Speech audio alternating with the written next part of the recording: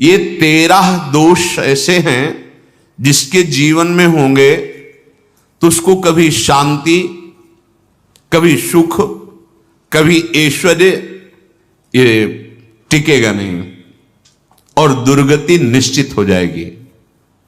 बहुत ध्यान से सुने। एक श्लोक में 6 दोष और दूसरे श्लोक में 7 दोष। उपासक को कभी इन दोषों को अपने अंदर टिकने नहीं देना चाहिए।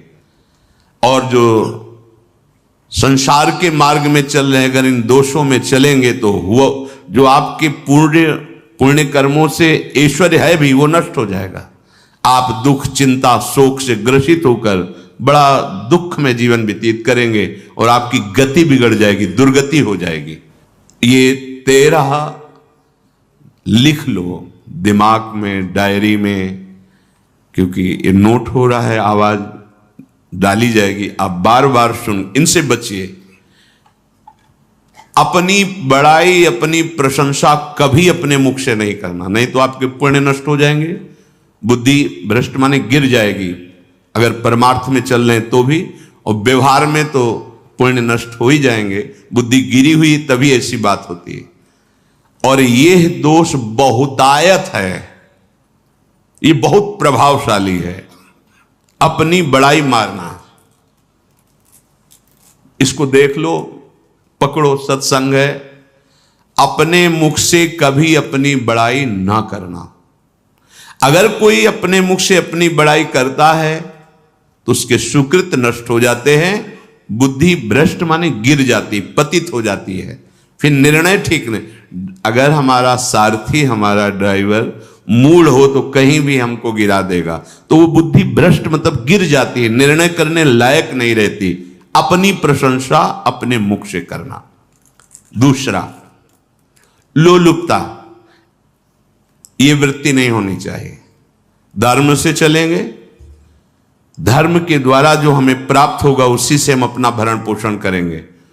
आपके बच्चे स्वस्थ होंगे, बुद्धिमान होंगे, परिवार में बहुत सुख और शांति होगी। भले दीपक की तरह जलो, बहुत काल तक रहेगी। लक्ष्मी जी भी आपके घर में बहुत काल, हम ये नहीं कहते कि बहुत नहीं, जितनी है बहुत सुख शांति से चलोगे। अगर लोलुपता करोगे, हिंसा, छल कपट, व्यभिचार, चोरी, ऐसे धन आ जाए, वो आएगा, लेकिन वो हाइलोजन की तरह आएगा, एकदम प्रकाश और फ्यूज, बिल्कुल अंधकार करके जाएगा। देख लेना, तुम्हारे जो सुख के हेतु हैं, तुम्हारा शरीर, तुम्हारे बच्चे, तुम्हारी पत्नी, तुम्हारा परिवार, उसको देख के तुम रात दिन जलोगे बिना आग के। ऐसे उनके आचरण होंगे, ऐसे उनके अंग होंगे, ऐसे उनके दिमाग होंगे, ऐसा उनका व्यवहार होगा। ये लोलुपता अगर उपासक में या किसी में है तो उसको नष्ट कर देती है। सावधान। तीसरा, यदि आपका अपमान होता है तो आपको उसे सहन करना होगा, उससे आपके पाप नष्ट हो जाएंगे। जो तनिक सा भी अपमान होने पर बहुत क्रोध करके दूसरे का अपकार करने लगता है, ये आपका पतन करा देगा, ये आपको फंसा देगा, हृदय जलेगा, अर्थव्यवस्था नष्ट होगी, पूरा परिवार दुखी होगा। जरा सा अपमान की संभावना में आप किसी से भी भिड़ गए, किसी से भी, वो ये प्रवृत्ति आपका पतन कर देगी। और अगर आप सह गए तो आपका सहना उसके लिए आग बन जाएगा। उमा क्षमा साप होते भारी, तुम्हें दंड देने की जरूरत नहीं, उसका एक कर्म ही उसे दंड दे देगा। आप शांत हो जाइए, आप सत्संगी हैं, आप शांत रहिए। चौथा, निरंतर क्रोध और उसका चिंतन। बैठे बैठे बस द्वेषियों का चिंतन ही हो रहा है, अंदर क्रोध का चिंतन और द्वेषियों का चिंतन ही हो रहा है। द्वेष भरी बातें, द्वेष भरे क्रियाएं, उन्हीं का चिंतन करके जलते रहना क्रोध से। उपासक को तो क्रोध करना ही नहीं चाहिए, बहुत शांत।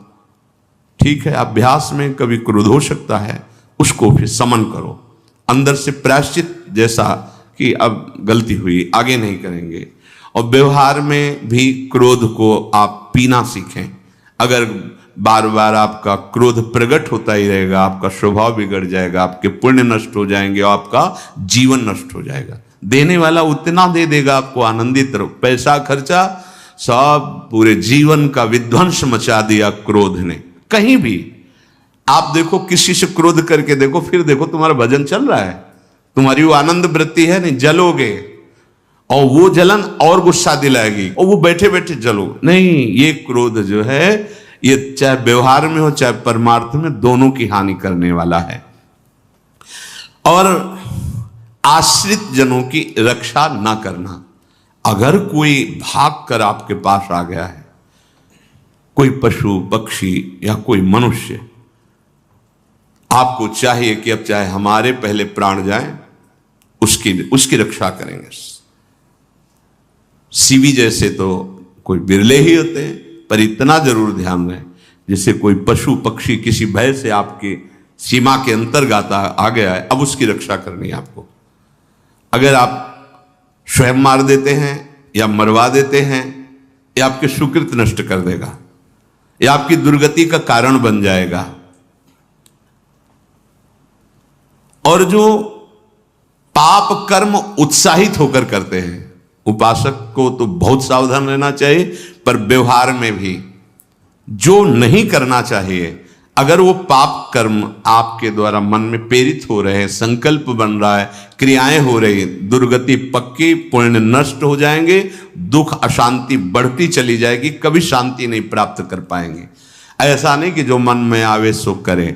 पापाचरण निडर और उत्साहित होकर करना, अगर ऐसे लक्षण है, निश्चित दुर्गति होती है। ये 6, अपनी बहुत बड़ाई करने वाला अपने मुख से, लोलुपता, तनिक से अपमान में सहन ना करने वाला, निरंतर क्रोधी और आश्रित जनों की रक्षा न करने वाला, और निडर हर्षित होकर पाप कर्म करने वाला। दूसरे श्लोक में 7 है, 6 7। 1, संभोग का ही चिंतन करना, संभोग में ही मन लगाना, संभोग दूसरी स्त्रियों के साथ करने की भावना रखना, जीव नष्ट हो जाता है। ठीक है, धर्मयुक्त काम भगवान ने आदेश किया है, आपका पाणिग्रहण संस्कार हो गया है, संतानोत्पत्ति की भावना से कुछ पवित्र तिथियों का त्याग करते हुए चर्चा में हुई है। एक नियम है, एक आदेश है शास्त्र का। आप बहुत काम प्रवृत्ति वाले हैं तो प्रत्येक मास में जब माताएं बहनें पवित्र हो जाती मासिक धर्म से, तो जिनका पाणिग्रहण आपने किया, जो पत्नी स्वरूप है, वो ठीक है। वहां भी बार बार के लिए व्यभिचार प्रवृत्ति के लिए शास्त्र आदेश नहीं करता, संयम पूर्वक, और उसका चिंतन नहीं करना। पाणिग्रहण संस्कार है, घर में विराजमान है, एक संयम एक नियम के अनुसार उसका चिंतन तो फिर भ्रष्ट कर देगा। चिंतन प्रभु का करना है, चिंतन प्रभु की सेवा जो आपके कर्तव्य, इसके चिंतन से बचो। घातक है, बहुत बड़ा जहर है, अगर विषय चिंतन होने लगा तो मरोगे, जिंदा जलोगे, दुर्गति भी होगी। ये अंदर की जो आग है ना, कामाग्नि, ये इतनी बढ़ती चली जाएगी, तुम्हारे होश खराब हो जाएंगे कि मुझे क्या करना चाहिए क्या नहीं करना चाहिए। कोवा मदांधो मदना तुरोवा, अंधा हो जाएगा, नहीं दिखाई देगा अनुजा तनुजा क्या है कौन है, कुछ नहीं, भ्रष्ट बुद्धि। संभोग का चिंतन नहीं। धर्मयुक्त काम आदेश है शास्त्र में। यदि आप प्रवृत्ति मार्ग में हैं तो अपनी पत्नी को जो पाणिग्रहण स्वीकार किया है, वहां भी पवित्र तिथियों का त्याग करते हुए, एकादशी है, रामनवमी है, नवदुर्गा है, जन्माष्टमी है, राधाष्टमी, जो पवित्र तिथियों का त्याग करते हुए, और ऐसे जो मर्यादाएं हैं उसके अनुसार, और कहीं पराई स्त्री के साथ संभोग की बात, निश्चित दुर्गति पक्की है। ऐसे ही माताओं के लिए है, स्त्री शरीर के लिए है। यदि वो ऐसी गलत चेष्टा, तो पतिवंचक परपति रति करही, रौरव नरक कल्पसत परही। ये भोग चिंतन से बचने की चेष्टा कीजिए तो क्रिया से अपने आप बच जाएंगे। विषमता रखने वाला, सबके साथ बर्ताव ऐसा कि मैं बहुत श्रेष्ठ हूं और दूसरे सब नहीं, ऐसा व्यवहार नहीं। सब भगवत स्वरूप हैं, समान व्यवहार। जैसे आपके भोजन है तो जो आप पा रहे हो वही सबको दीजिए।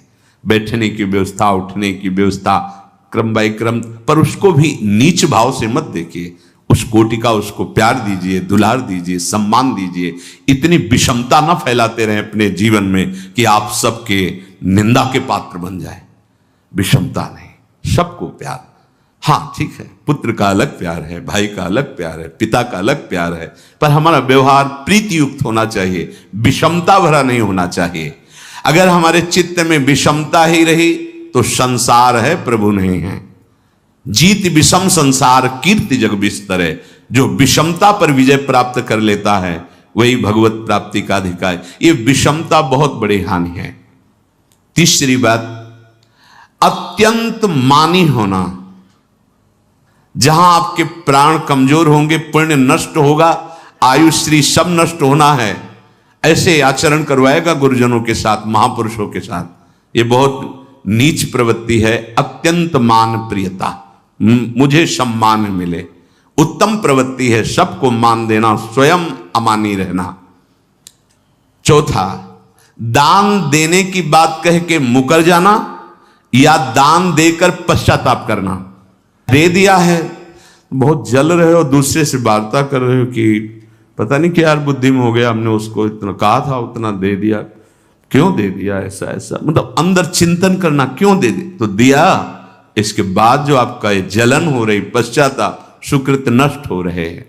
दान देकर पश्चाताप करना या दान देने की बात कह के मुकर जाना। जैसे आपने कह दिया आपको इतना इतना ऐसा, अब आप मुकर गए, ब्याज सहित तुम्हें देना होगा, ये तुम्हारी दुर्गति का कारण बन जाएगा। ऐसे ही नहीं बोलना चाहिए, बहुत होश से। वाणी एक अमोल है, जो कोई बोले जान, ये तराजू तौल के तब मुख बाहर आन। पांचवा, अत्यंत कृपण होना। ना परिवार को सुखी कर पा रहा, ना अपने को सुखी कर पा रहा है। एक एक सिक्का बैंक में जो मर गया। धन की वास्तविक गति यही है कि अपने परिवार को खूब उसकी अनुकूलता प्रदान करो, उसमें से कुछ हिस्सा किसी ऐसे को जिससे तुम्हें बदले में कुछ लेने की भावना ना हो। कोई साधु महात्मा, गाय, पशु, पक्षी, किसी भी जीव बीमार है, शरीरधारी, उसके जिससे कुछ कभी लेने की भावना ना हो, एहसान की भावना ना हो। सो धन धन्य प्रथम गति जाकी, धन्य हो गया उसका धन।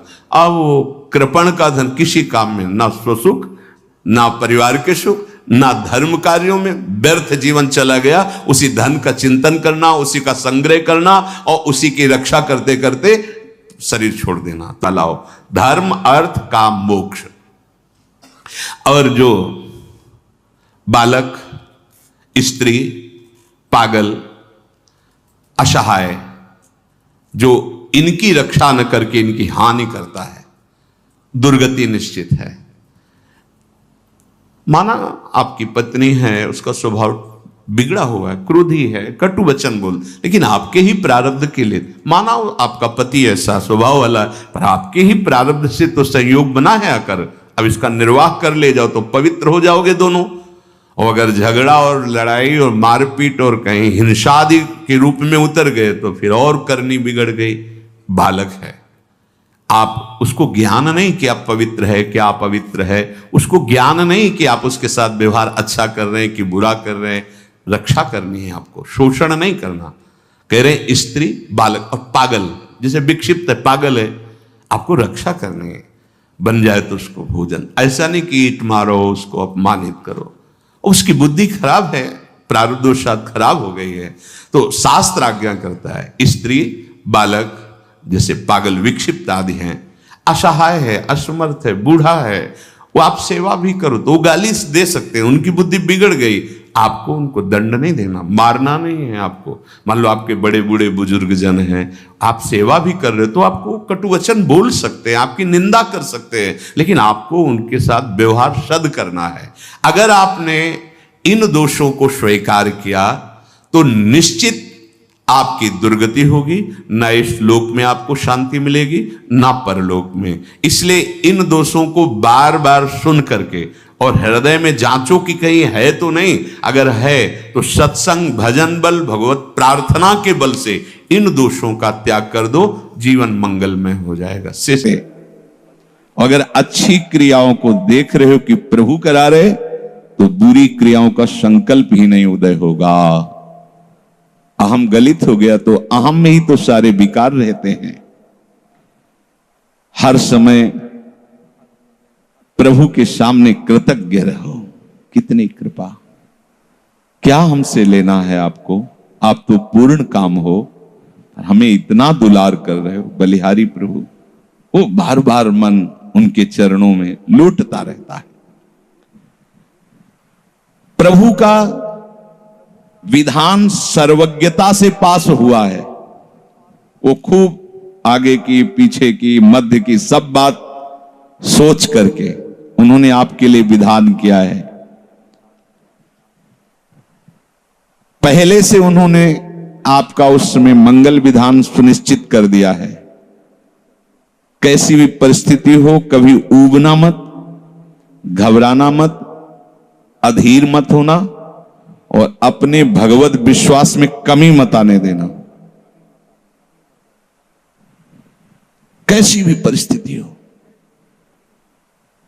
यह जरूरी है। उबना मत। बहुत हो गया कष्ट सहते सहते, कितना सहूं, नहीं। ये अगर ऐसा आ रहा है तो भी आप भगवद आश्रित नहीं हुए। नहीं, ऐसा आ ही नहीं सकता। बड़ा आनंद आता है कष्ट में, बड़ा आनंद आता है। पूरा का पूरा मन, इंद्रियां केवल प्रभु में होती, क्योंकि कष्ट में कोई विषय की इच्छा तो होती नहीं किसी को भी। भारी पीड़ा है तो सब उसी में होते। जिसने अभ्यास किया है भगवत चिंतन का, आश्रय है प्रभु का, तो कष्ट में भाग के कहां जाएगा, उसी में तो एकदम तन्मय हो जाता है मन, इंद्रिया। इस तरह हो, उनके भरोसे पर कभी, कई बार चर्चा की है प्रताप राय जी की। बचपन से भजन परायण थे, ईश्वर संपन्न घर था, भाई बहन सब खूब। कुछ दिनों बाद माता पिता पधार गए, पूरा अधिकार। ऐसे भजन में डूबे रहते कि उनका व्यापार था कि जैसे कोई धन लेने के लिए आया तो उसके लिए कुछ गिरवी रखना होता था, आभूषण आदि, और जितनी आवश्यकता है आप धन ले जाइए, और जब धन मिल जाए तो ब्याज से ही तो उसमें रख जाना और अपना सामान ले जाना। एक बक्सा रखा रहता था और वो आप माला लिए हर समय भजन करते रहे। बड़े वास्तविक आंतरिक वृत्ति से प्रभु में लगे थे। पर उनकी कुल परंपरा का यह व्यापार था। जैसे सदन जी की कुल परंपरा, तो कुछ गृहस्थ ऐसे महापुरुष जो अपने, भगवान भी कहते पर धर्मो भयावहा सुधर्मो निधनो श्रेया पर धर्म, वो जो वहां का काजी था उसने देखा कि बिना किसी प्रयत्न के बड़ा आनंद इनके चल रहा है, तो जलन होती। जो भगवत विरोधी जन, विमुख जन होते हैं तो जलन होती है। इसको दूसरे रूप में हम कह सकते हैं कि प्रभु अब उनके भजन का फल देना चाहते थे। दोनों बातें, परिणाम जान गए हैं इसलिए हम कह रहे हैं प्रभु उनके भजन का फल देना चाहते थे। और वो वर्तमान से देखो तो वो द्रोही थे, भगवत द्रोही जन। 3 लोगों ने काजी से मिलकर कहा, बड़ा सुख लूट रहा है, हम जाके देखा है, बढ़िया काम बन जाए। वो देखता भी नहीं कि बक्से में क्या रखा गया।